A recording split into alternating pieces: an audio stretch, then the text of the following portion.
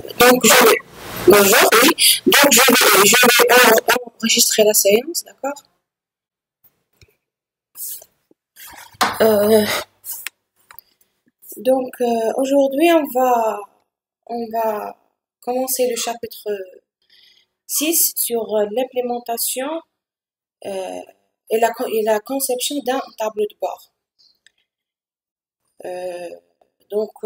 Pour cela, on va introduire ce chapitre-là et nous allons présenter quelques outils euh, de tableaux qui permettent la création d'un tableau de bord. Alors, est-ce que vous m'entendez bien? Oui, madame. Ok, très bien.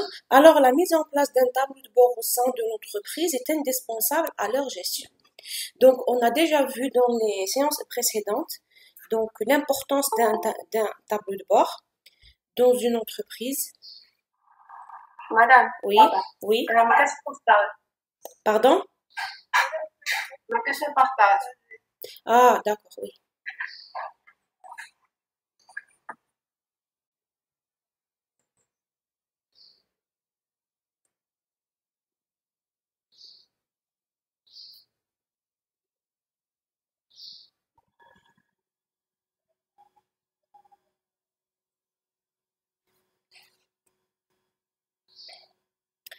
Alors, est-ce qu'il est partagé maintenant? Non, madame.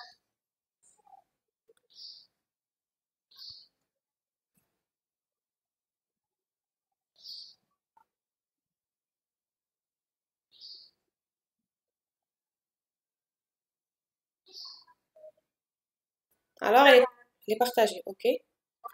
D'accord. Donc, il est partagé pour tout le monde. Oui, madame, c'est bon. Ok, très bien. Oui, madame. Ok. Alors, j'ai dit que la mise en place d'un tableau de bord au sein de l'entreprise est indispensable à leur gestion. Donc, nous avons déjà vu ou bien l'importance d'un tableau de bord pour la prise des décisions stratégiques dans une entreprise. Donc, le tableau de bord est un outil stratégique essentiel au pilotage d'une entreprise. Un tableau de bord, c'est un instrument, si vous voulez, de communication et de décision qui va mettre en lumière des indicateurs clés destinés à des responsables. Donc, grâce à ce qu'ils vont découvrir, prennent des décisions stratégiques. C'est-à-dire que, si vous voulez, les tableaux de bord sont des outils qui permettent aux décideurs de prendre des décisions stratégiques pour bien guider leur entreprise. Donc, il faut faire une différence entre le reporting et le dashboard. Donc, le reporting a pour objectif en général de contrôler le travail du subordonné. Le reporting peut aussi permettre de suivre la performance d'une direction ou d'un département. C'est-à-dire que si je veux par exemple euh, suivre par exemple les événements au niveau d'un département, d'accord? Ici, je parle de reporting. Par contre, un tableau de bord permet le pilotage, le management et même la gestion du changement dans une entreprise. Par contre, au niveau des tableaux de bord, ici, on parle de pilotage d'une entreprise. D'accord?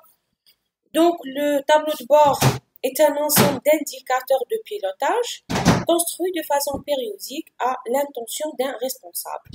Pourquoi? Donc, afin de guider ses décisions et ses actions en vue d'atteindre les objectifs de performance. C'est-à-dire que le but ici, c'est d'atteindre les objectifs de performance dans une entreprise. Donc, est-ce que c'est clair jusqu'à maintenant, la différence entre le reporting et le tableau de bord? Oui, madame. D'accord? Donc, si nous prenons un exemple concret en ce qui concerne les tableaux de bord. Donc, par exemple, vous partez en vacances avec votre famille en voiture et ça fait 1 heure que vous êtes sur l'autoroute. Donc, au niveau de votre voiture, vous avez un tableau de bord de votre véhicule, qui va vous donner des informations sur votre vitesse, par exemple. Donc, si vous roulez trop vite, vous allez prendre la décision stratégique de ralentir.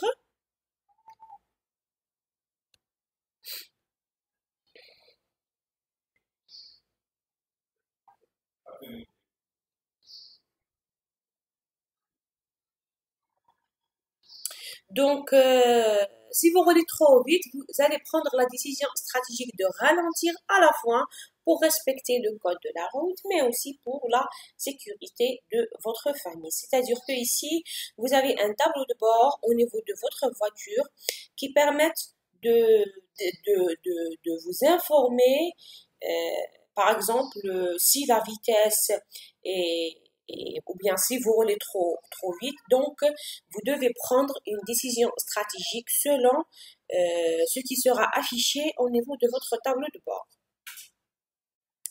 Vous aurez également l'exemple de la température de l'extérieur. Par exemple, s'il fait par exemple 36 degrés, donc ce qu'il fait chaud, donc il va falloir d'acheter par exemple de l'eau. Donc, c'est-à-dire que le degré représente un indicateur de performance qui permet de prendre une certaine décision. Il y a d'autres indicateurs, par exemple le niveau d'essence au niveau de votre tableau de bord. Donc, toutes ces informations vous permettent de prendre des décisions stratégiques sur votre voiture, sur votre conduite et ou bien sur la sécurité, si vous voulez, de votre famille. Donc, ici, on a le même cas pour une entreprise. Donc, un tableau de bord, il fait quoi? Donc, un tableau de bord se doit respecter la même logique. C'est-à-dire, j'ai un indicateur, je dois l'analyser afin de prendre des décisions stratégiques. Donc, est-ce que c'est clair? D'accord. Donc, si nous prenons l'exemple, par exemple, de tableau de bord des ressources humaines dans une entreprise, donc, par exemple, on est dans une situation où les employés entrent et sortent dans une période courte et avec une activité stable. Donc, ça s'entend qu'il y a un problème, par exemple, dans cette entreprise-là. Pourquoi j'ai des employés qui entrent et qui sortent dans une période très courte?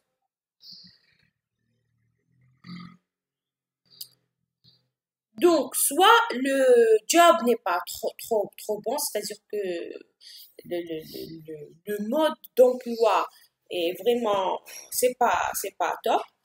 Soit le management pas génial et du coup on n'a pas d'envie de rester au niveau de cette entreprise là. Je reviens s'il vous plaît un instant, je reviens.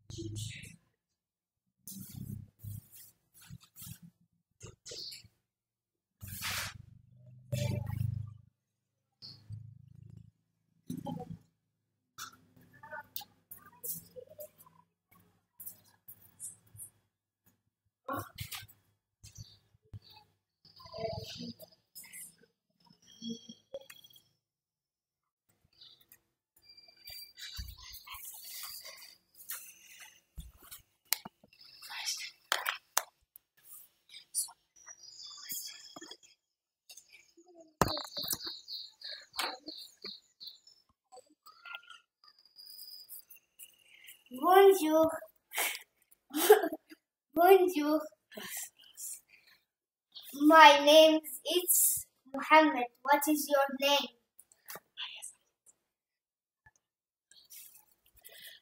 Alors, on revient.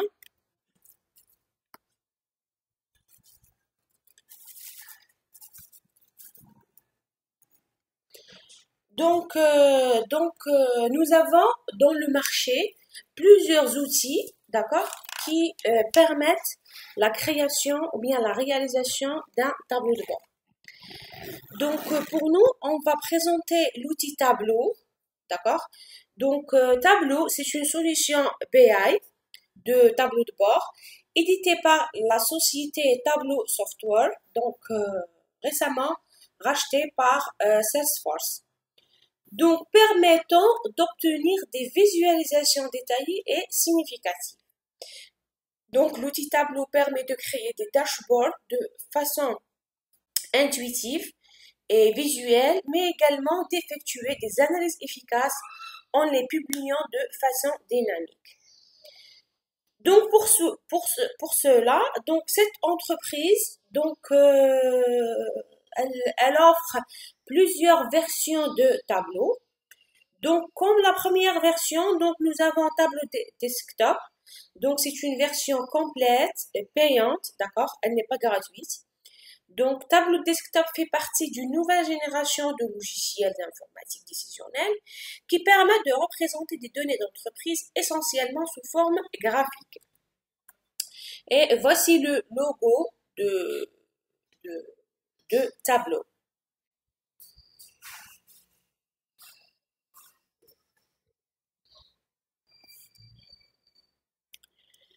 Donc, la solution de Tableau possède 5 modules. Donc, nous avons Tableau Desktop, d'accord? Nous avons Tableau Reader, nous avons Tableau Server, Tableau Online et Tableau Public. Et bien sûr, nous avons la version Tableau for Students, d'accord, que vous avez déjà téléchargée.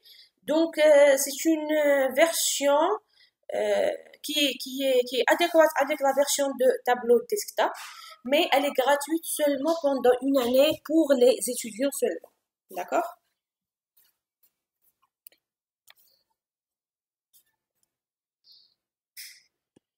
Alors, nous allons commencer par Tableau Desktop. Donc, permet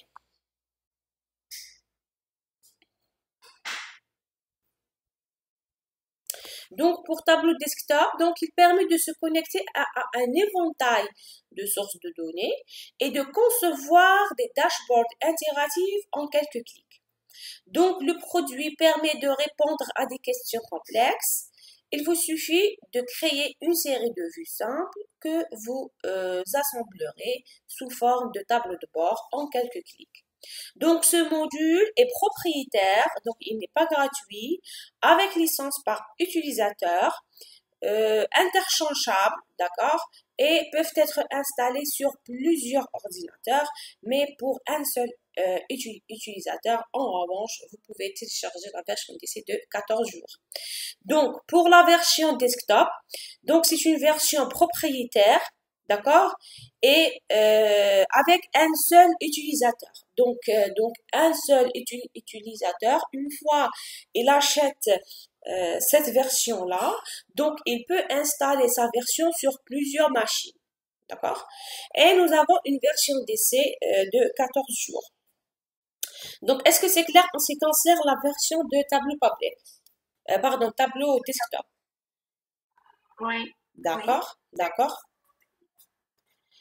Pour Tableau Reader, donc permet de visualiser les dashboards en local, d'accord, tandis que Tableau Online interagit avec des tableaux de bord en mode web, diffusé et partagé grâce à Tableau Server. Donc, c'est une application gratuite à installer sur PC, permettant de partager des visualisations de données. Donc, les utilisateurs ne disposent pas de la version complète du tableau desktop, peuvent lire les classeurs existants et interagir avec les données. Donc, vous avez Tableau Reader permet de visualiser les dashboards. Par exemple, si vous avez un utilisateur ou bien un client, par exemple, qui n'a pas sur son laptop le tableau desktop. Et il a reçu un tableau de bord qui a été créé par tableau desktop. Donc, il suffit d'installer Tableau Reader, d'accord, pour pouvoir visualiser ce tableau de bord, mais en local. Vous avez le tableau online, d'accord, qui vous permet de visualiser des tableaux de bord en mode web, c'est-à-dire en partageant un tableau de bord sur un réseau, par exemple. Et vous avez le tableau serveur qui permet de partager des tableaux de bord avec d'autres utilisateurs. Donc, pour ce tableau serveur, permet de diffuser très facilement et en mode web vers vos collaborateurs ou bien clients ou bien partenaires les analyses et tableaux de bord que vous aurez.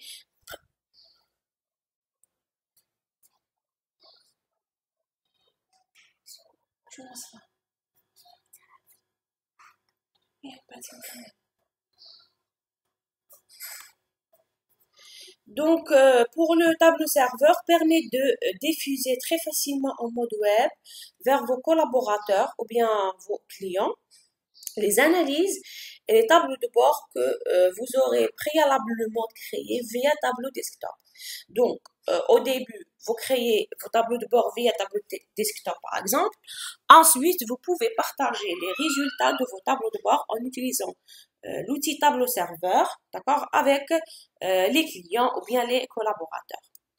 Pour cela, il vous suffit de publier en quelques clics vos classeurs sur le serveur en choisissant les destinataires ainsi que le niveau de sécurité souhaité.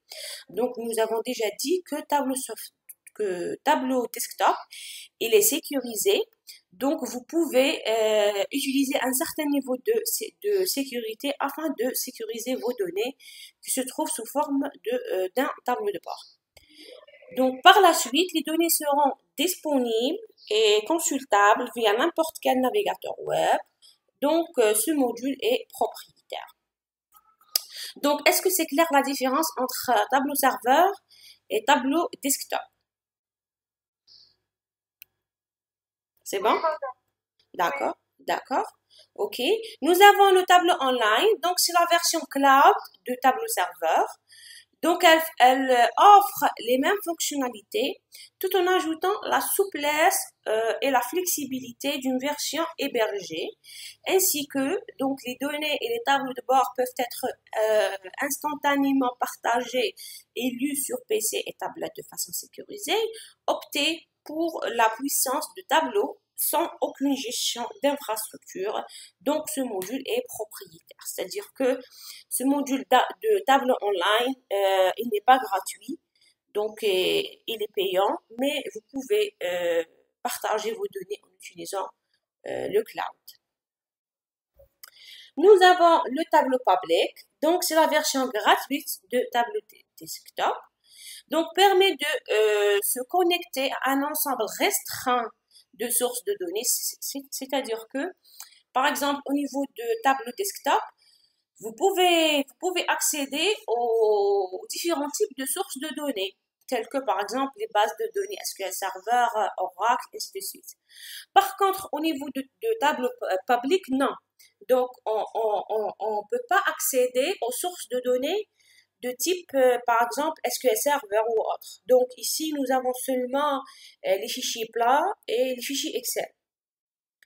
Ou bien les données publiées sur le web seulement. Donc, c'est une version gratuite, d'essai si vous voulez, mais elle permet la connexion à un ensemble très, très restreint de données. Donc, il crée des visualisations de données publiques, interactives et bien il peut publier facilement ces visualisations sur le web. C'est-à-dire que une fois vous créez votre tableau de bord en utilisant un tableau public, d'accord, vous pouvez le publier au niveau de web, d'accord, mais ici, on n'a pas la notion de sécurité, c'est-à-dire n'importe qui est déjà connecté avec tableau public Donc, il peut visualiser vos résultats au niveau de tableau de bord. Donc, l'utilisation de tableau de bord ne permet pas d'utiliser des données sensibles d'une entreprise. D'accord? Donc, il faut noter que tout ce qui est publié sur Tableau Public est accessible et libre d'accès sur le web, tel que les classeurs ou bien les données. Donc, il faut faire attention. Donc, est-ce que c'est clair en ce qui concerne la différence entre les versions de Tableau? Donc, très bien, très bien, très bien. Donc, je vais vous donner par exemple les étapes d'installation ou bien de téléchargement et d'installation de la version Tableau Public. Donc, après avoir accédé au site de Tableau, donc, vous cliquez sur Products, ici, dans le nœud Products, ensuite sur le nœud Tableau Public. Donc, regardez, vous avez plein de versions, donc Tableau Desktop, Server, Online, il y a d'autres versions aussi, et on a le Tableau Public. Donc, ici, je clique sur Tableau Public pour pouvoir télécharger cette version-là. Ensuite, ici, je clique sur Go to Tableau Public, ici, sur l'icône en orange. Ensuite, j'indique mon adresse email, puis cliquez sur Télécharger. Donc ici, je note l'adresse email et je clique sur le bouton orange de téléchargement. Par la suite, je vous conseille ici de créer un profil dans Tableau en appuyant sur s'inscrire. Donc ici, c'est très important de créer un compte au niveau de Tableau, d'accord? Donc la création du profil est recommandée pour pallier au problème de la limitation de Tableau Public dans l'enregistrement des résultats. En effet, vous ne pouvez pas enregistrer le classeur de tableau localement. Ça veut dire que ici, si vous utilisez Tableau Public, une fois vous créez votre tableau de bord, c'est bon, vous ne pouvez pas enregistrer vos résultats localement. C'est-à-dire, vous ne pouvez pas enregistrer votre tableau de bord sur votre machine. Donc, ce compte permet d'enregistrer votre tableau de bord, d'accord, au niveau de serveur de tableau. C'est-à-dire qu'il vous donne un espace mémoire pour l'enregistrement de vos résultats. Donc, vous pouvez enregistrer et stocker votre visualisation sur votre profil Tableau Public. D'accord? Donc, Tableau, il offre 10 Go d'espace mémoire afin d'enregistrer vos résultats. Si vous créez bien sûr un compte. Donc, est-ce que c'est clair? Oui, madame. C'est bon, d'accord. Donc, une fois que vous êtes connecté avec votre profil, donc vous pouvez suivre les auteurs les plus brillants de Tableau Public, c'est-à-dire que vous pouvez visualiser les résultats publiés par les auteurs de Tableau. Voilà.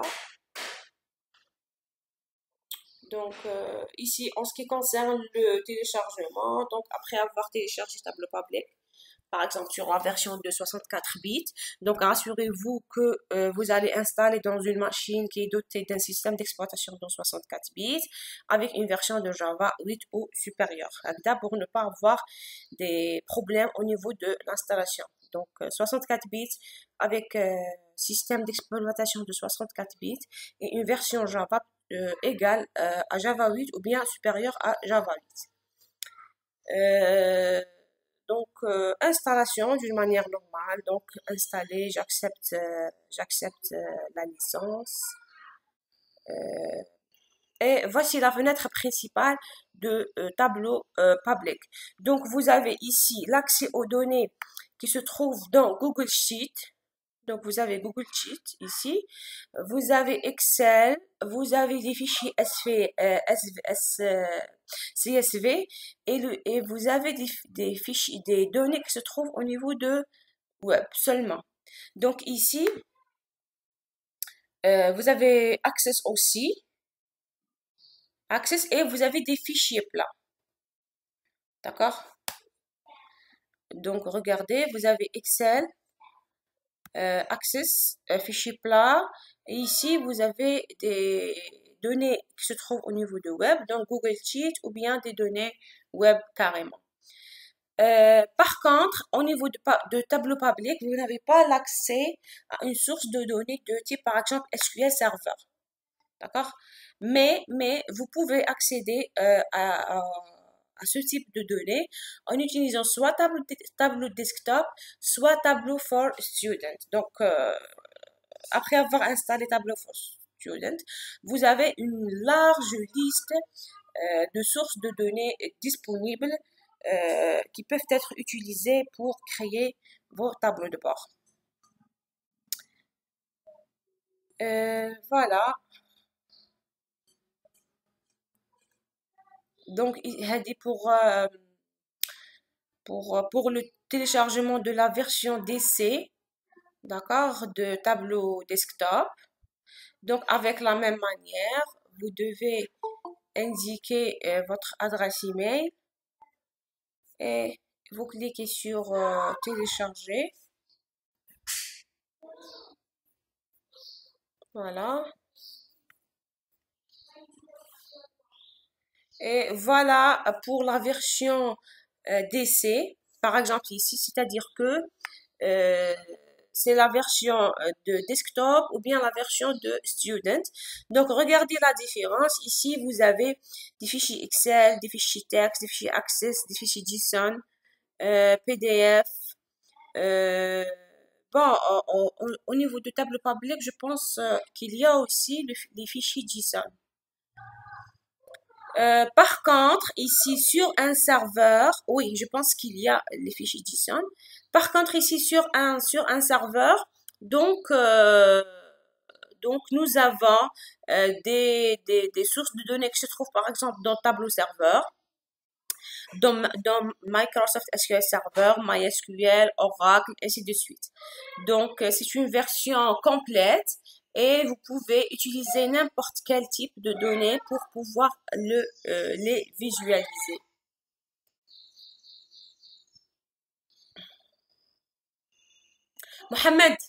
محمد خليني من العياط راني قري قلت لك نقص من حسك.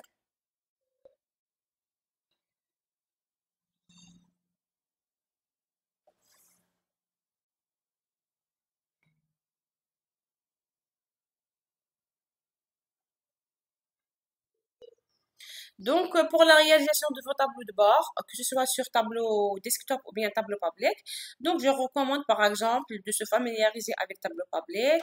Par la suite, vous installez tableau desktop et en utilisant votre source de données, cube ou bien table ou bien par exemple un data warehouse carrément. Donc, pour pouvoir l'utiliser, donc sous connexion, donc voici connexion qui se trouve ici à ce niveau-là, c'est-à-dire dans la partie gauche de votre workbench de l'outil tableau. Donc ici, sous connexion, vous pouvez voir les types de fichiers et de bases de données qui sont pris en charge par Tableau Desktop. Vous pouvez sélectionner plus. Donc voici, si vous sélectionnez ce plus-là, vous aurez plus de types de sources de données. Donc, sélectionnez plus pour voir la liste entière, d'accord, de sources. Pour les fichiers et bases de données prises en charge, donc Tableau fournit des connecteurs intégrés qui sont conçus et optimisés pour ces sources de données, tels que les connecteurs ODBC par exemple. Donc, si votre type de fichier ou de base de données ne figure pas sous connexion, vous pouvez peut-être connecter à l'aide du connecteur autre base de données telle que ODBC. Donc ici, vous avez plein de connecteurs et plein de connexions aux sources de données. Donc, la première chose à faire est de vous connecter à vos données, c'est-à-dire que bien sûr, avant de créer votre tableau de bord, donc il faut connecter à vos données. Donc, pour votre projet, vous connectez à quel type de données? Ou bien à quelle source de données vous allez connecter? Pour la création du tableau de bord de votre projet. S'il vous plaît, est-ce que vous m'entendez? D'accord. Très bien, très bien. Pour vous, c'est-à-dire, c'est bon, vous avez arrivé à la phase de la création d'un tableau de bord. Pour la connexion de données, vous allez connecter à quel type de données?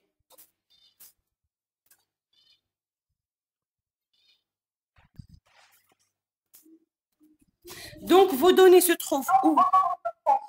Pardon? Vos données qui seront visualisées sur les tableaux de bord se trouvent où?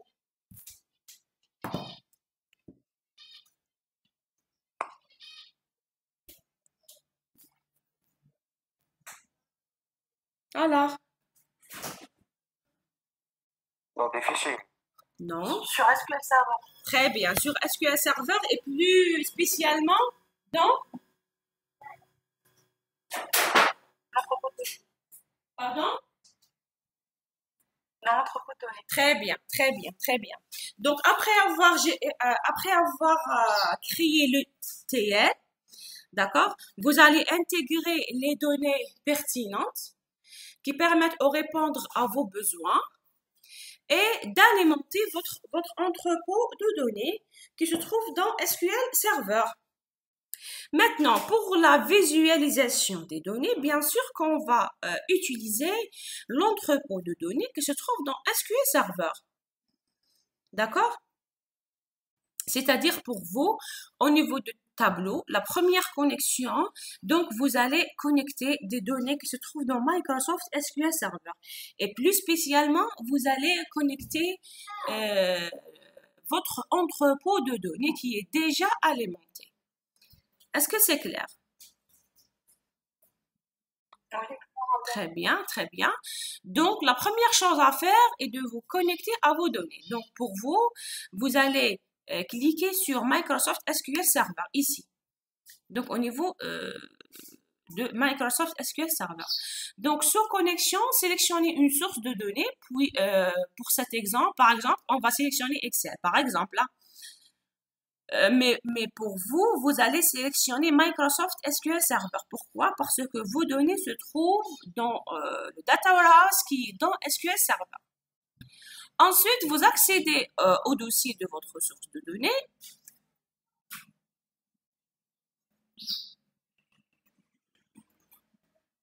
Ensuite, vous accédez au dossier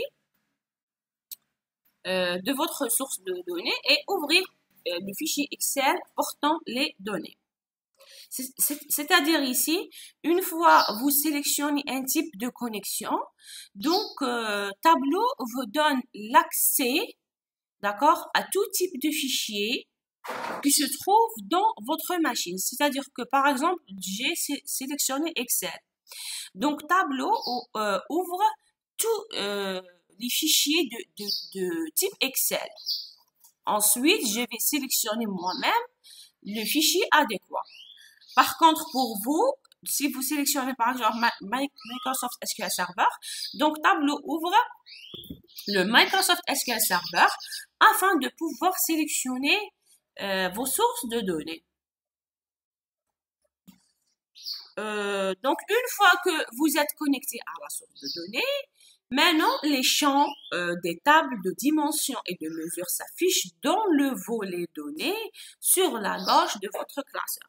Donc, à partir de cette étape-là, donc, on va faire un atelier, d'accord, sur Tableau pour pouvoir suivre comment on crée un tableau de bord. C'est-à-dire que ici, par exemple, dans votre cas, si vous cliquez sur Microsoft SQL Server, donc vous aurez l'accès aux bases de données ou bien au Data Warehouse qui se trouve dans SQL Server. Ensuite, vous sélectionnez ou bien vous avez l'accès à vos champs, aux dimensions, d'accord, de Data Warehouse qui a été sélectionné pour pouvoir manipuler ces valeurs-là et de les afficher comme un tableau de bord.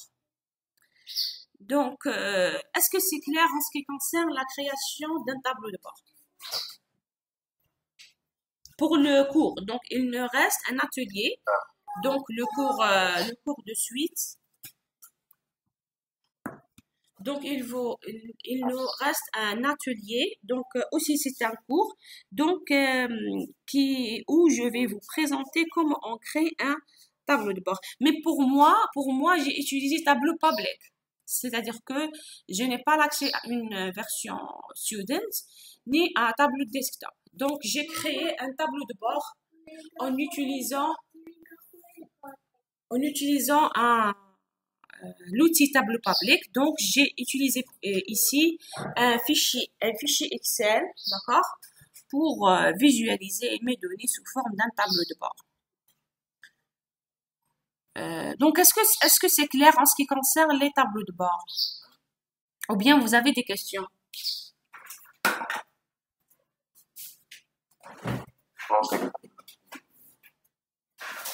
C'est clair, madame. Très bien. Alors, avant de passer au cube de données, j'aimerais savoir si vous avez des questions jusqu'à maintenant. Non, madame, il n'y a pas de question. D'accord. Donc regardez, j'ai envoyé un atelier sur l'ETL. D'accord? Donc, à partir de cet atelier-là, donc vous pouvez créer votre propre ETL. D'accord?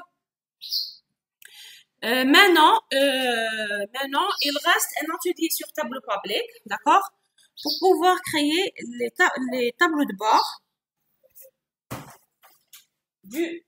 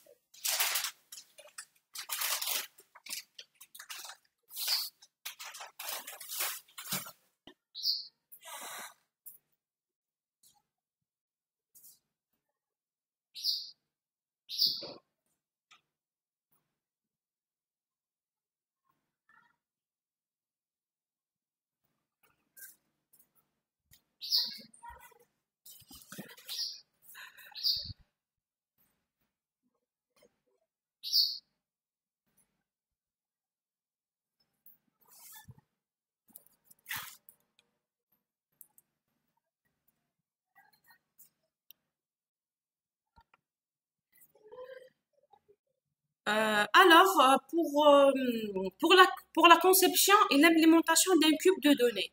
Donc, j'ai pas demandé la création d'un cube de données au niveau de votre projet, d'accord? Donc, vous allez visualiser les données. Donc, c'est-à-dire j'ai demandé les tableaux de bord au niveau de la phase de restitution d'un projet BI. Donc, pour nous, on va visualiser nos données sous forme de tableau de bord. D'accord? Maintenant, pour les cubes, donc, c'est quoi un cube? C'est quoi un cube en BI?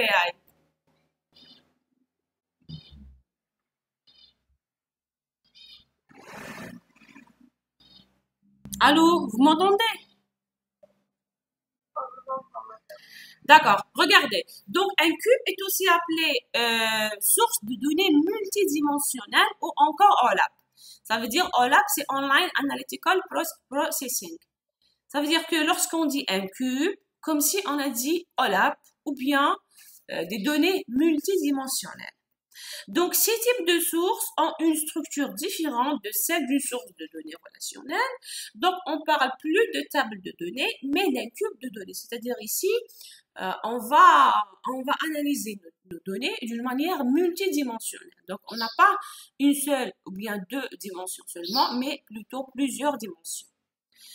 Donc, un cube est basé sur un modèle multidimensionnel qui facilite l'analyse suivant différentes dimensions et granularités. Donc, ce modèle organise les données en termes de table de faits et de dimensions selon un schéma en étoile ou bien un flocon de neige ou encore en constellation. Ça veut dire que nous pouvons visualiser un cube en utilisant les trois modes de conception des données multidimensionnelles, ou bien pour visualiser les données d'une manière multidimensionnelle. Donc, un cube, c'est une couche entre l'entrepôt et l'utilisateur final. C'est une représentation d'informations multidimensionnelles numériques. C'est-à-dire, par exemple, si j'ai un entrepôt de données qui contient des données très volumineuses, où je ne pourrais pas visualiser ces données-là. Alors, on fait quoi? On utilise des cubes, c'est-à-dire un cube représente une partie de l'entrepôt de données, c'est-à-dire je veux visualiser une petite partie de l'entrepôt de données. Pour cela, je peux utiliser un cube.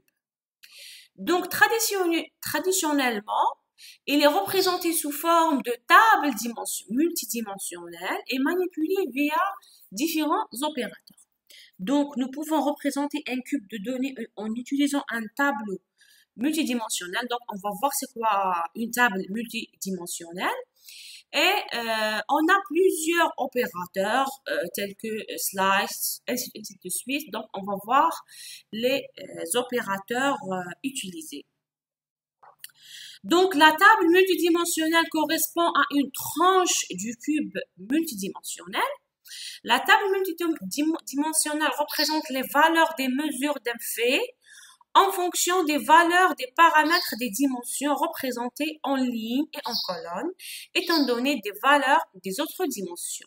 Donc, nous avons les lignes et des colonnes qui représentent les axes selon lesquels le cube est exploré et chaque cellule contient là ou bien là les mesures calculées.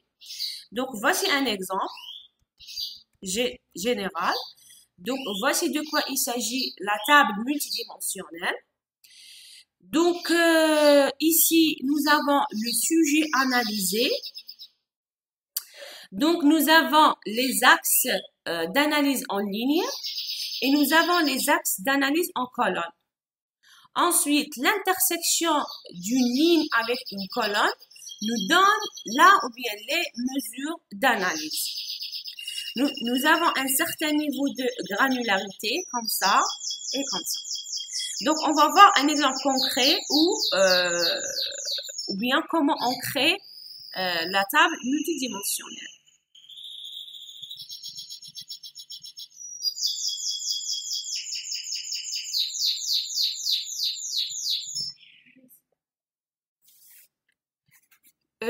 Donc, par exemple, nous avons une grande volumétrie, mais nous ne pouvons pas l'exploiter. Une grande volumétrie de données dans un entrepôt.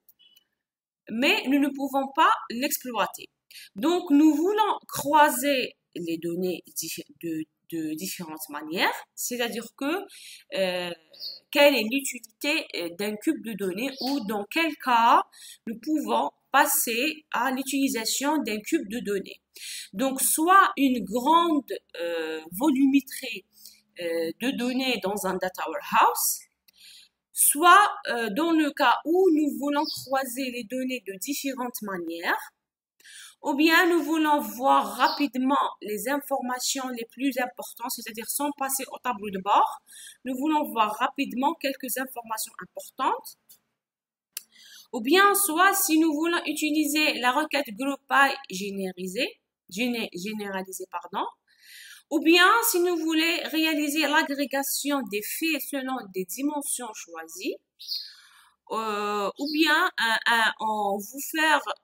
nous voulons faire un atout de la visualisation, d'accord, c'est-à-dire que au lieu d'avoir des visualisations textuelles, nous voulons voir une visualisation sous forme d'un cube de données.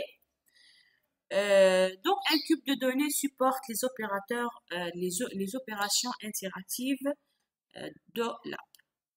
Donc, nous prenons cet exemple-là. Alors, ici, quelle est la table de faits?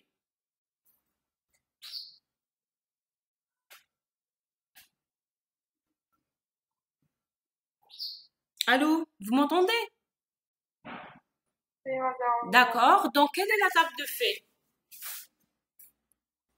Vente. Vente, très bien. Quels sont les faits? Montant et quantité. Très bien, très bien. Et quelles sont les dimensions? Temps, véhicule, géographie. Très bien. Donc, ce modèle, donc nous avons utilisé quel type de modèle? En étoile. En étoile. Donc, très bien. Donc, c'est un modèle en étoile où nous avons une seule table de faits et 3 dimensions.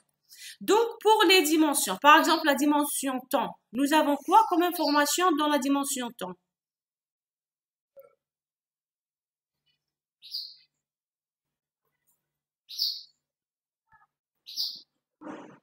Nous avons quoi comme information dans la dimension temps? Date, mois, trimestre et année. Très bien. Donc, la date, elle permet de représenter la clé. D'accord? C'est-à-dire que ici, je peux calculer le montant de vente des véhicules par temps et géographie. Ou bien, ici, je veux calculer la quantité de vente par véhicule, géographie et temps. Oui ou non? Et madame. D'accord. Donc, dans véhicule, nous avons l'immatriculation qui représente la clé et nous avons la couleur. Dans la géographie, nous avons le code ville qui représente la clé et nous avons la ville et la région. C'est-à-dire, nous avons un certain niveau hiérarchique dans la dimension. Maintenant, si nous voulons, par exemple, représenter les deux mesures, que ce soit montant ou bien quantité, en utilisant un cube de données. Donc, quels sont, ou bien combien d'axes d'analyse qu'on a ici?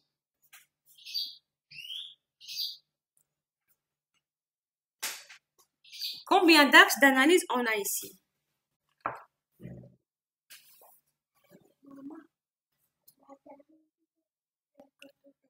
Combien d'axes d'analyse on a ici, s'il vous plaît?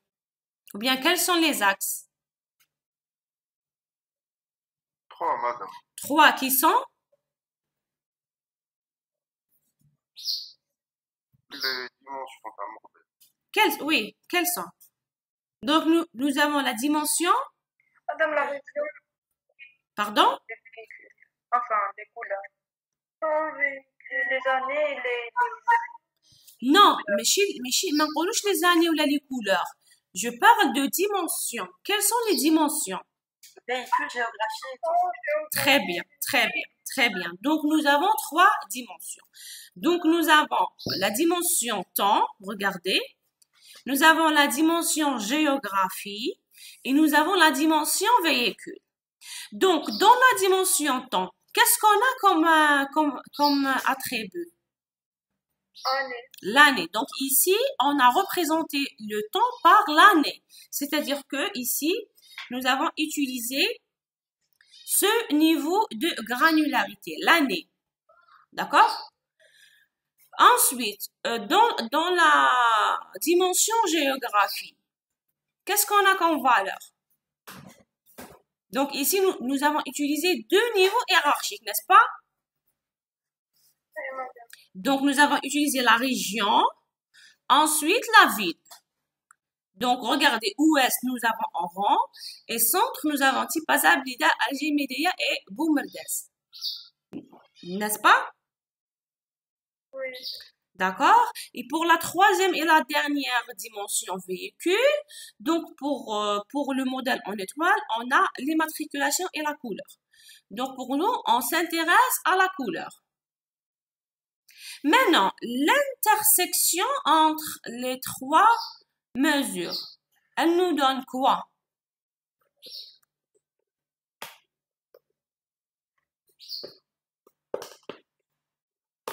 Par exemple, si je veux savoir le montant des véhicules blancs, d'accord, euh, dans Tipaza et l'année 2005. Donc, quel est le montant et quelle est la quantité?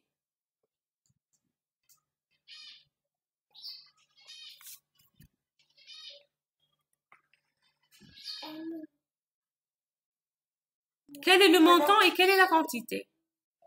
Donc, véhicule blanc au niveau de Tipaza dans l'année 2005.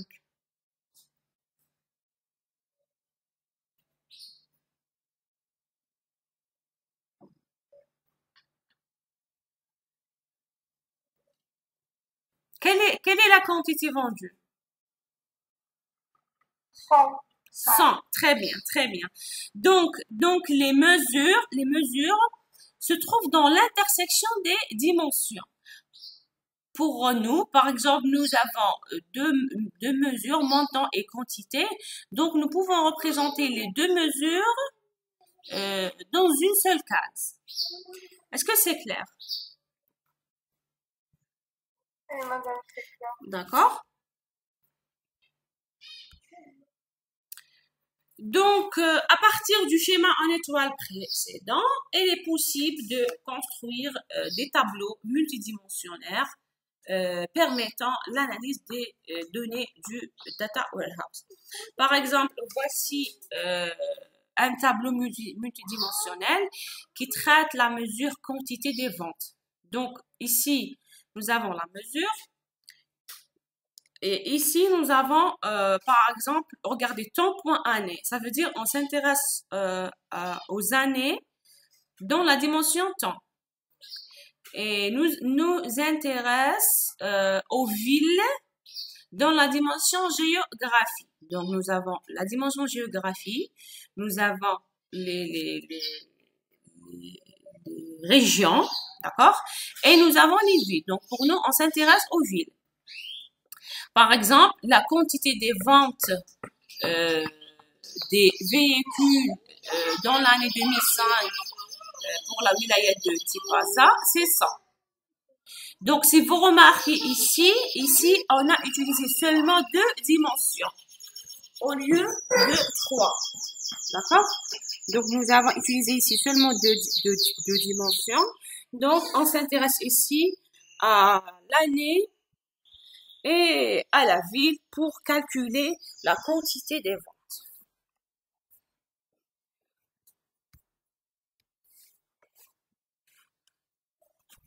Donc, en informatique et plus particulièrement dans le domaine des bases de données, donc le traitement analytique online est un type d'application informatique orientée vers l'analyse du champ d'information selon plusieurs axes, dans le but d'obtenir des rapports de synthèse tels que ceux utilisés en analyse financière.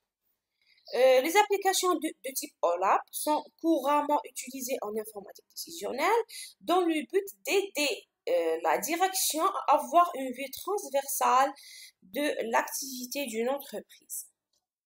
Donc, OLAP fournit un cadre générique permettant l'analyse des données sur plusieurs dimensions et il définit principalement des opérations génériques sur les hypercubes permettant l'analyse des données, donc y compris par des non-experts. Donc, OLAP repose sur des techniques permettant le calcul et la mise à jour des hypercubes.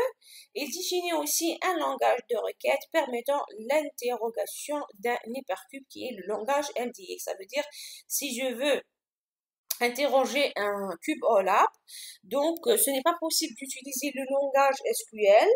Donc, on doit utiliser le langage MDX. Donc, c'est un langage qui est destiné aux manipulations des données multidimensionnelles.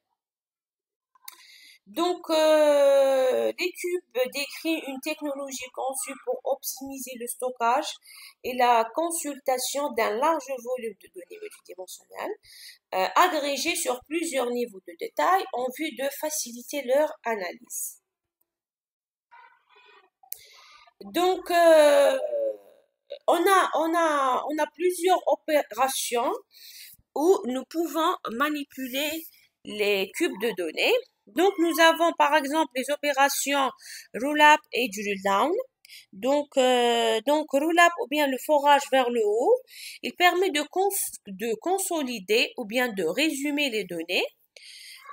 Donc, il permet le passage à un niveau supérieur dans la hiérarchie d'une dimension. Par exemple, je veux agréger selon une dimension telle que je pars de la ville vers la région.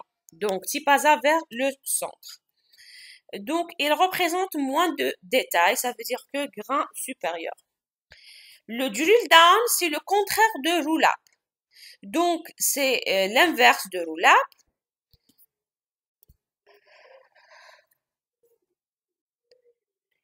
Donc, il permet de descendre dans la hiérarchie d'une dimension. Ça veut dire ici, je pars de région vers la ville.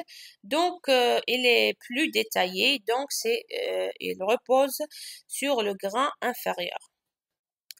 Nous avons aussi les deux opérations slice et dice. Donc, l'opération de sélection ou bien de projection qui s'appelle slice produit des tranches du cube initial. Ça veut dire j'ai un cube. Si j'applique l'opération slice, j'aurai une tranche de cube comme résultat. Il permet d'extraire des informations représentées par un cube en fonction d'une seule dimension. Donc, voici la formule. Donc, vous avez le mot-clé slice. Ensuite, parenthèse ouvrante et parenthèse fermante. Dedans, nous avons la formule et les dimensions, ou bien les formules et les dimensions qui se séparent par point, par virgule. Pour dice produit des sous-cubes. C'est-à-dire, slice permet de visualiser une tranche d'un cube. Par contre, le dice permet de visualiser un sous-cube. C'est une application d'une sélection sur plusieurs dimensions. La combinaison ou bien le dice représente la combinaison de plusieurs slices. Ça veut dire le dice, c'est l'union de plusieurs... le dice, c'est l'union de plusieurs slices. Pardon, ici c'est slice. C'est-à-dire qu'ici dice est égal à quoi? Est égal à slice.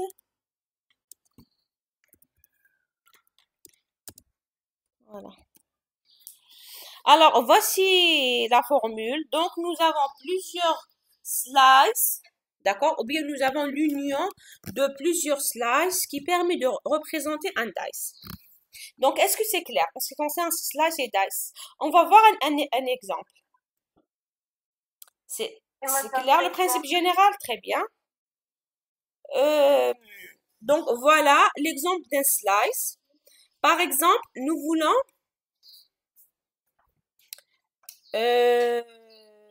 savoir les véhicules de l'année 2006 et 2008. Donc ici, la dimension sélectionnée, c'est temps. Alors, regardez le cube. Nous avons l'axe d'analyse temps et nous avons 2006 et 2008. Donc maintenant, nous avons deux tranches. Donc la première tranche de 2006 et la deuxième tranche de 2008. Ça veut dire que slice, le résultat d'un slice, c'est une tranche d'un cube de données. Par contre, le dice, non. Le résultat, c'est un sous-cube. Par exemple, regardez ici, la ville, c'est Tipaza, ou bien Blida, ou bien Alger. C'est-à-dire que je vais sélectionner Tipaza, Blida et Alger depuis la dimension géographie.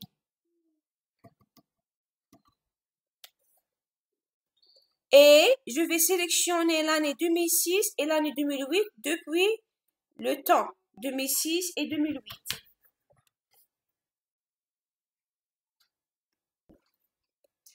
Et je vais sélectionner la couleur blanche et la couleur noire depuis l'axe véhicule, c'est-à-dire j'accède au champ couleur. Et enfin, je combine les résultats pour avoir un sous-cube de données. Donc ici, j'ai un sous-cube. Par contre, dans le slice, j'aurai une tranche de cube. Nous avons aussi l'opération pivot. Donc, il permet de tourner le cube pour visualiser une face différente. Ça veut dire que si je veux pivoter mon cube, je veux afin d'accéder à une autre dimension. Donc, rotation par rapport à l'un des axes de dimension. Par exemple, ici, j'ai le cube initial. Regardez sa table multidimensionnelle représentante. Donc, nous avons l'axe temps et l'axe géographie. Donc, l'axe temps en bas et l'axe géographie à gauche. Maintenant, je veux appliquer l'opérateur pivot afin d'accéder aux deux dimensions temps et véhicule. C'est-à-dire, au lieu d'avoir temps et géographie, je veux avoir temps et véhicule. Pour cela, je dois utiliser l'opérateur pivot. Donc, regardez sa syntaxe. Donc, pivot, je pivote le temps point année et géographie vers le temps point année et véhicule point couleur. Donc, j'ai un pivot pour afin d'accéder à la dimension véhicule au lieu de la dimension géographie. Donc ici, je pivote mon cube de données. Nous avons également l'opérateur switch, d'accord? Et donc c'est l'interchange. Donc c'est-à-dire ici, je vais changer la position des membres d'une dimension. Donc, permutation de valeurs de dimension. Par exemple, ici, regardez, par exemple, on a changé par exemple physique et informatique. Donc, ici, dans un module, donc j'ai l'année, j'ai la spécialité, par exemple ici, et j'ai les modules.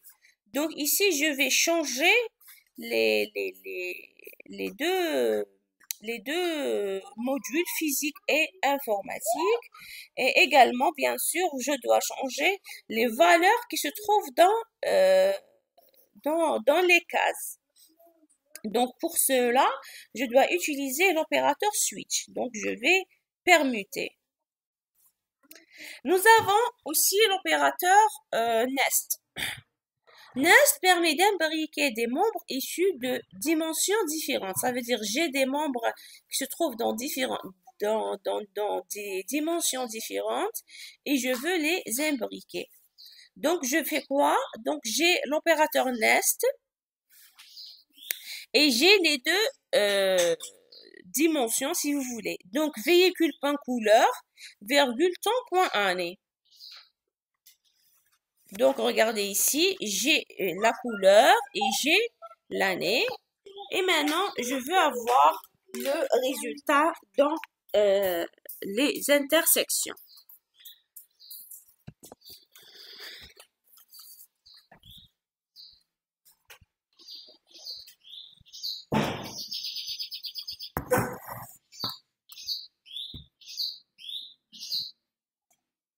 Nous avons la même chose, donc l'opérateur push. Donc, nous avons l'opérateur push.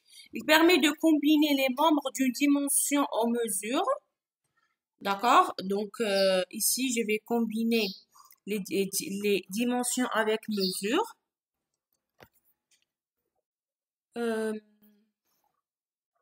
Voilà, on va faire un exercice. Donc, est-ce que c'est clair en ce qui concerne les opérateurs? Donc, nous avons des opérateurs qui permettent de manipuler un cube de données. D'accord? Est-ce que vous avez des questions? Donc, c'est clair en ce qui concerne les opérateurs. C'est clair, madame. D'accord? Maintenant, si nous prenons par exemple l'exemple suivant de cube OLAP. Donc, regardez ici, on a un cube. Donc, nous avons le même exemple de l'exercice précédent. Donc, nous avons mois, nous avons catégorie et nous avons le magasin. Donc, nous avons ici 3 dimensions. Nous allons nous intéresser aux ventes de tous les magasins pendant une période. Donc ici, on s'intéresse aux ventes de tous les magasins pendant une période. Donc, regardez.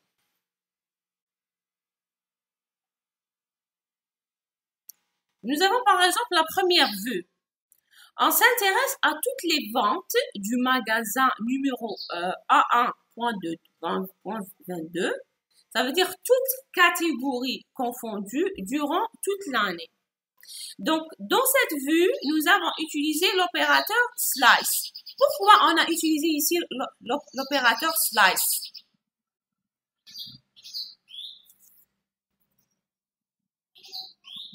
Donc, slice permet de retourner quoi?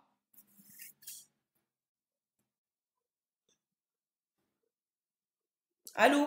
Le résultat de slice, c'est quoi? Les informations représentées par un cube d'une seule dimension. Non, le résultat d'un slice, c'est une tranche d'un cube. Ça veut dire, regardez ici, on s'intéresse à toutes les ventes du magasin, à toutes les ventes. Regardez, du magasin numéro, par exemple, A1.22. Ça veut dire, regardez ici, par exemple, ici, j'ai le magasin A1.22. Je m'intéresse à toutes les ventes. Ça veut dire que ce soit par rapport aux catégories ou bien par rapport au temps. N'est-ce pas?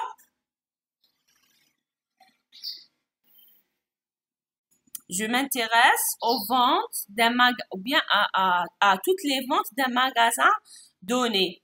Ça veut dire, je m'intéresse aux catégories vendues et quel est le temps? Ça veut dire ici, je dois avoir une tranche d'un cube. Regardez, par exemple, la tranche qui est en orange. Est-ce que c'est clair ici en ce qui concerne le besoin et l'opérateur utilisé sur le cube? Pourquoi slice? Oui, madame. D'accord. Maintenant, par exemple, on s'intéresse aux ventes du magasin numéro. Donc, c'est le même magasin. Mais ici, on s'intéresse aux ventes du magasin dans la catégorie vêtements pour enfants durant le mois de février. Donc, ici, quel est l'opérateur qu'on doit utiliser? L'opérateur. Donc, le résultat, c'est quoi? Donc, j'ai un magasin ici et je m'intéresse à une catégorie bien précise, d'accord? Dans une durée bien précise. Donc, le résultat, c'est quoi?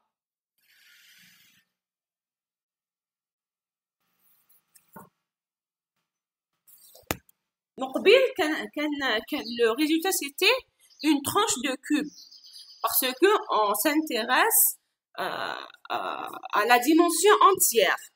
Par contre, ici, non, on s'intéresse pas à la dimension entière, mais plutôt on s'intéresse à une partie de dimension. Donc, le résultat, ça sera un sous-cube, n'est-ce pas? Ça veut dire l'intersection des parties de dimension. Donc, j'aurai un sous-cube. Pour cela, je dois appliquer un dice. Oui ou non? Est-ce que vous êtes avec moi? Oui, madame. C'est clair? Oui, c'est clair. D'accord.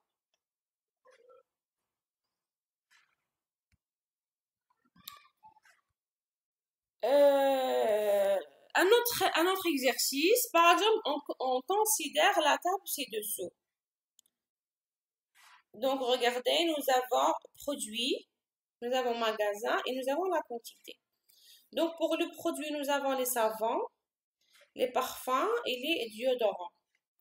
Pour le magasin, donc, nous avons l'attribut région.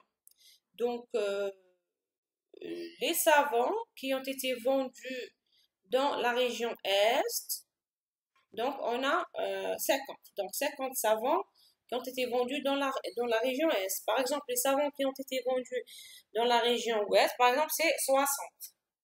Ainsi de suite. Donc, nous avons le produit, le magasin et la quantité vendue. Donc, nous voulons savoir quel est le résultat des requêtes écrites avec SQL. Donc, nous avons la première requête qui est select, sum quantité, from tab, group by, cube, donc nous avons produit et magasin. Donc, selon vous, quel est le résultat? Select, sum quantité. Ça veut dire quoi, sum quantité?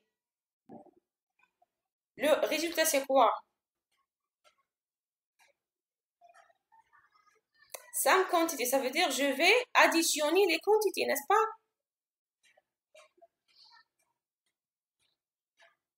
Sum quantité, donc select sum quantité, ça veut dire que je vais additionner les quantités, mais quelle quantité? En faisant group by par rapport aux produits et magasins. Donc, regardez, donc je vais additionner les quantités. Donc, pour les premières lignes, donc nous avons savon Est, savon Ouest, savon Sud, et parfum Est, parfum Nord, et nous avons déodorant Est, Sud et Nord. Donc, on garde la première partie telle qu'elle est. Ensuite, on va faire, on doit faire des combinaisons. Par exemple, je garde le produit. Donc, nous avons par exemple 3 types de produits qui sont savon, parfum et déodorant. Et dans la partie magasin, j'ajoute un nul. Un nul, ça veut dire que n'importe quel type de magasin, que ce soit Est, Ouest, Sud ou bien Nord. Et le résultat, c'est la somme des quantités. Par exemple, ici, dans savon, nous avons 3 magasins, Est, Ouest, Sud.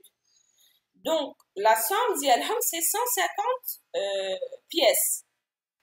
Par exemple, pour parfum, nous avons deux régions, Est et Nord. Donc, le résultat, c'est 110. 110, c'est la quantité 110. Par exemple, pour déodorant, nous avons 1, 2, 3. 3 régions. Et le résultat, c'est 160. C'est-à-dire que j'ai additionné toutes les quantités vendues par magasin. Ensuite, on fait l'inverse. Maintenant, on passe au magasin. Ça veut dire que nous avons 1, 2, 3, 4. 4 types de magasins. Ou bien 4 régions qui sont Est, Nord, Ouest et Sud. Et la même chose, on a un nul au niveau de la colonne produit.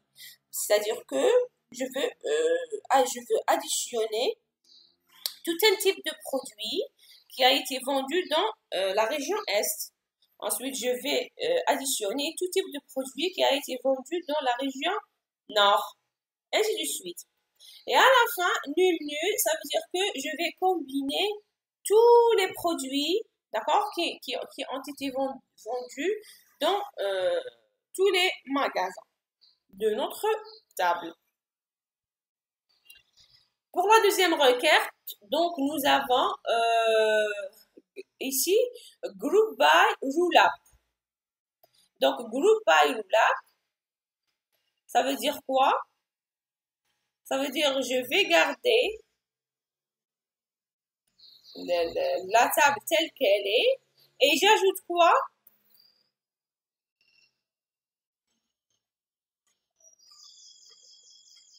J'ajoute quoi?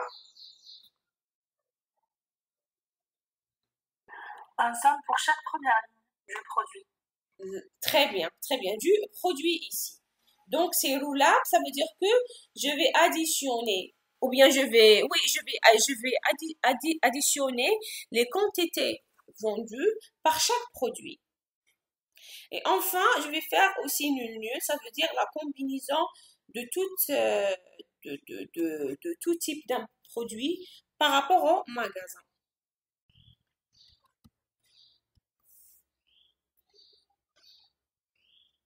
Donc, pour pouvoir interroger une source de type cube, donc on a déjà dit que les requêtes SQL ne permettent pas d'interroger un cube de données. Donc, même chose avec group by. Donc, il s'agit ici d'utiliser un group by très complexe. Donc, pour cela, on doit utiliser le langage MDX. Donc, ce langage fut développé par Microsoft à la fin des années 90 avant d'être adopté par les autres vendeurs de bases de données multidimensionnelles. Ça veut dire qu'il a été au début inventé par Microsoft. Ensuite, il a été intégré dans les systèmes multidimensionnels. Donc, les cubes sont conçus pour pouvoir être utilisés par tous les employés de l'entreprise. Les cubes, c'est l'équivalent de tableau croisé dynamique en Excel. C'est-à-dire, je vais croiser les dimensions entre eux afin de visualiser certaines informations. Donc, la création d'un cube à l'aide de serveurs Mondrian. Donc, on a déjà vu dans le deuxième chapitre de Panorama des outils BI. Donc, on a vu le serveur Mondrian qui est le noyau de Pentaho et Spago BI. Donc, et tout simplement, il faut rédiger un fichier XML. Ça veut dire, si vous voulez créer un cube de données en utilisant le serveur Mondrian, il faut créer un fichier XML. Ou bien, il faut coder un fichier XML. Donc, ce fichier permet de lier les informations du cube que vous souhaitez faire avec votre entrepôt de données. Donc, pour faciliter la création de ce fichier, vous devez utiliser l'outil Schema Workbench. Ça veut dire que vous avez deux possibilités. Soit de créer un fichier XML de A à Z, ça veut dire vous codez un fichier XML, ou bien d'utiliser l'outil Schema Workbench qui offre une interface graphique pour effectuer cette tâche. Ça veut dire que ici, vous avez une interface graphique, vous avez des symboles, des boutons, ainsi de suite, qui vous facilitent la tâche de la création de votre fichier XML. Ça veut dire, au lieu de coder le fichier XML de A à Z manuellement, vous avez un schéma ou bien un workbench qui permet de faciliter cette tâche-là. Donc, pour le serveur Mondrian, le data warehouse doit être en étoile ou bien en flocon de neige. Ça veut dire, si vous voulez créer un cube de données en utilisant le serveur Mondrian, il faut que le data warehouse soit en étoile ou bien en flocon de neige. Ça veut dire, si votre entrepôt de données est en constellation, vous ne pouvez pas utiliser Mondrian pour la création d'un cube. Est-ce que c'est clair? Ça veut dire, si dans votre projet, par exemple, de fin d'études, votre client vous demande la création d'un cube de données, or que votre conception est basée sur le modèle en constellation. Du coup, ici, vous ne pouvez pas utiliser le serveur Mondrian pour la création d'un cube. Donc, il faut voir un autre outil pour la création de votre cube de données. Est-ce que c'est clair? Oui, c'est clair. D'accord. Par exemple, vous pouvez créer votre cube en utilisant l'outil SSAS, donc SQL Server Analysis Services. Donc, c'est un outil de SQL Server qui permet la création d'un cube de données, c'est-à-dire il permet l'analyse de données. Donc, je vous donne les étapes principales à suivre pour la création d'un cube en utilisant SSAS. Et c'est pour utiliser le SSAS, il faut télécharger, installer le Visual Studio. Donc, une fois vous téléchargez et l'installez, donc au moment de l'installation aussi, il faut sélectionner ou bien il faut cocher la case de SSAS. Ça veut dire que lorsque vous installez le Visual Studio d'une manière directe, il ne prend pas en considération le SSAS. Mais au moment de l'installation, vous avez le choix de sélectionner plusieurs outils parmi lesquels on a le SSAS. Une fois l'installation est terminée, vous pouvez utiliser le SSAS qui a été intégré dans le Visual Studio. Est-ce que c'est clair ce point-là? C'est clair? C'est clair. D'accord. Donc, après avoir créé et alimenté votre entrepôt de données, donc cet entrepôt va être utilisé comme source de données pour le cube. Donc, c'est la même chose ici. Donc, dans la phase de restitution, c'est-à-dire qu'après avoir créé et alimenté votre entrepôt de données, dans la phase de restitution, vous pouvez soit créer des cubes pour visualiser une petite partie de l'entrepôt de données, soit vous pouvez utiliser les tableaux de bord, d'accord, pour visualiser des données qui se trouvent dans l'entrepôt, soit d'utiliser des algorithmes de machine learning pour prédire quelques mesures de performance, ainsi de suite. Soit vous utilisez des algorithmes de data mining, par exemple. Donc, dans la phase de restitution, nous avons plein d'outils que nous pouvons l'utiliser. Par exemple, ici, nous voulons utiliser les cubes de données. Donc, pour cela, on doit lancer le Visual Studio. Une fois le Visual Studio est lancé, donc vous cliquez sur créer un nouveau projet de type analyse. Ça veut dire que vous avez le choix. Si vous cliquez sur créer un nouveau projet, vous sélectionnez le choix Project Analysis Services. C'est pour créer un projet d'analyse parce que votre cube, c'est un projet d'analyse. Ensuite, dans le côté droit de l'interface, c'est-à-dire dans la partie droite, vous pouvez visualiser une arborescence qui contient les éléments tels que source de données, cube, ainsi de suite. Ça veut dire que vous voulez créer une source de données. Alors, ensuite, si vous voulez par exemple créer une nouvelle source de données, on doit cliquer droit sur le nœud source de données, puis sélectionner une nouvelle source. Ça veut dire que ici, vous allez sélectionner une nouvelle source, d'accord, qui n'existe pas déjà. Ensuite, vous cliquez sur suivant et vous cliquez sur nouveau. Comme ça, vous allez créer une nouvelle source de données. Donc, vous mettez un point dans le nom de serveur parce qu'il vous oblige d'ajouter le nom de serveur. Donc, si pour SSAS, vous donnez un point, vous allez utiliser le serveur en local. C'est-à-dire que les données se trouvent en local. Et sélectionnez au moins un nom de base de données, puis cliquez sur OK. Ça veut dire que ici, dans le partie serveur, vous donnez un point. Le point, ça veut dire que votre data warehouse se trouve localement dans votre PC. Ensuite, vous donnez le nom de votre entrepôt de données, c'est-à-dire le nom de votre source, où vous allez sélectionner les données afin de créer votre cube de données. Ensuite, vous cochez hériter et sélectionnez suivant, puis terminer. Ça veut dire, vous avez coché la case hériter, ensuite sélectionnez le bouton suivant. Ensuite, cliquez sur le bouton terminer. Maintenant, vous pouvez visualiser l'entrepôt de données dans la liste ou bien dans l'arborescence de base de données. C'est-à-dire, ici, vous allez, si vous voulez, importer votre entrepôt de données dans le Visual Studio. Est-ce que c'est clair jusqu'à maintenant? C'est clair? C'est-à-dire ici, donc vous avez le Visual Studio.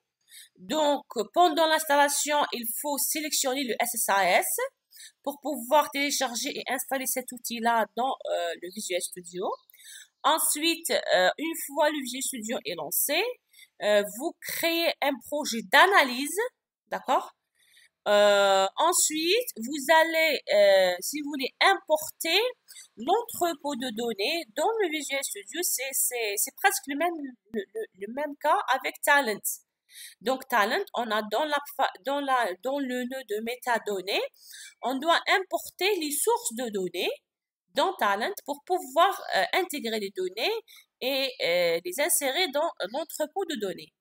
Ici, non. Ici, on va, si vous voulez, intégrer l'entrepôt de données qui a été déjà alimenté par un ETL.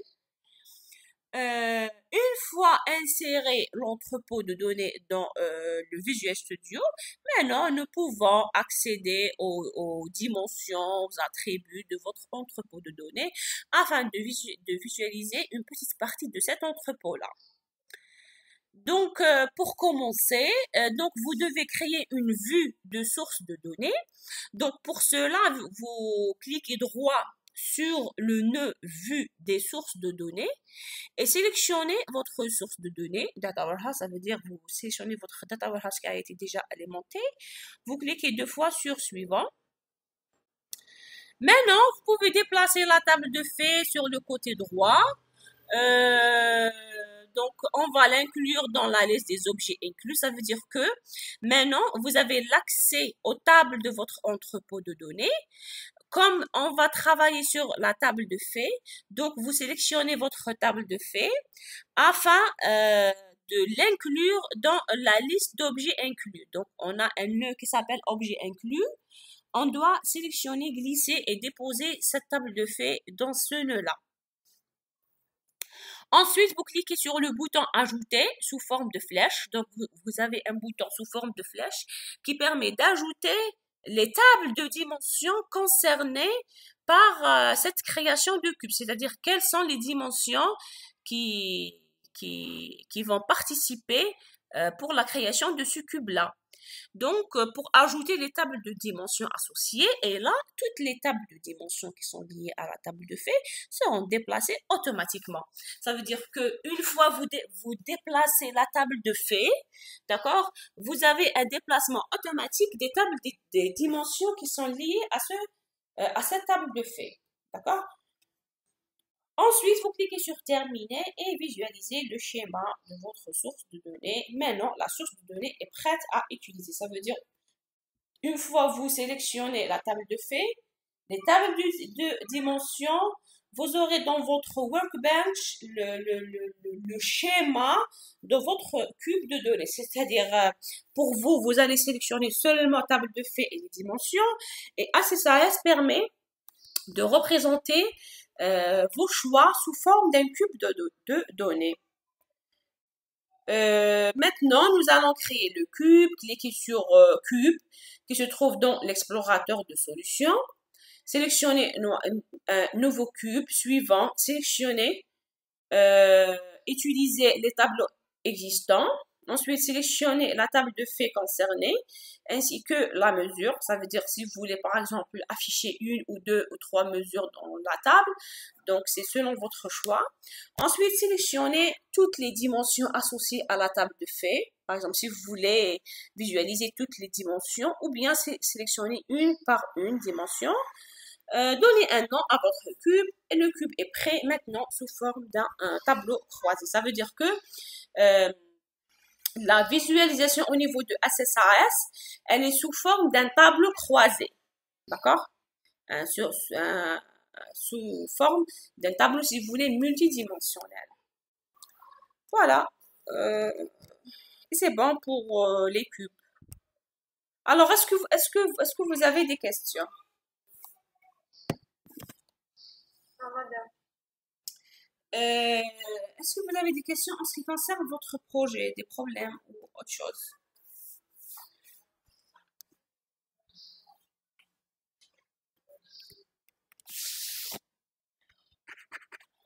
Madame, s'il vous Oui, plaît, oui. vous avez demandé d'implémenter le Data Warehouse sur Talent et vous avez dit que vous allez nous envoyer la conception juste. J'ai corrigé la conception dans le cours de la semaine passée en présentiel. On oui, va utiliser cas de cours. oui, oui. D'accord. Oui. Donc on a plusieurs méthodes de conception. Euh, Il y a des gens qui ont fait des conceptions correctes, donc ils peuvent utiliser leur propre conception. Sinon, pour les autres, vous pouvez utiliser la conception donnée dans le cours. Donc, dans le cours, j'ai corrigé la requête en plus de du modèle en étoile et en flocon. D'accord? D'accord, merci madame. Ok. Et j'ai envoyé aussi un cours sous forme d'atelier, comment créer un entrepôt de données dans SQL Server, c'est-à-dire comment créer les tables de faits et les tables de dimensions. Est-ce que vous avez reçu le lien? Oui, vous avez reçu? Madame, Très bien, très bien, très bien. Alors la phase suivante, maintenant, vous allez créer votre entrepôt de données sous SQL Server en utilisant la conception vue en cours, ou là votre propre conception si elle est correcte. D'accord? C'est bon? d'accord. Ensuite, en utilisant Talent, j'ai envoyé aussi un cours sous forme d'atelier, comment créer un ETL. D'accord? Donc, après avoir terminé le cours théorique de Talent, j'ai envoyé un cours sous forme d'atelier qui permet d'intégrer des données à partir de deux sources de données différentes dans un emplacement ou bien dans une destination.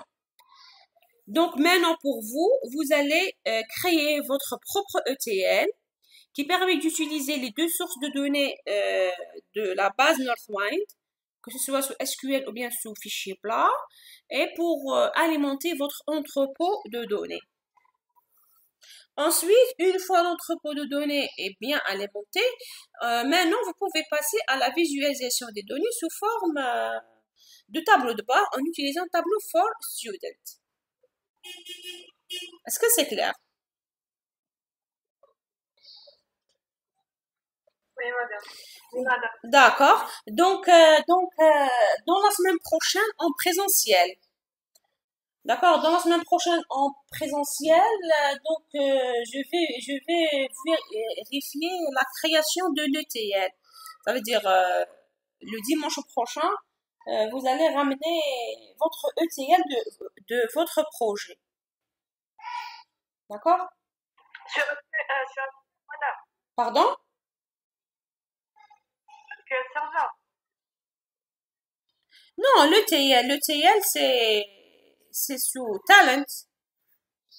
D'accord? Non, Le, non, le- je parle du data warehouse, vu que vous avez dit que sous vous avez SQL, oui, la oui, vidéo. oui, oui. C'est-à-dire, tout d'abord, la première phase, c'est quoi? La création de votre entrepôt sur SQL. Ensuite, la création de votre ETL. Et enfin, l'alimentation de votre entrepôt de données. D'accord, merci. D'accord? De rien. Alors, est-ce qu'il y a d'autres questions?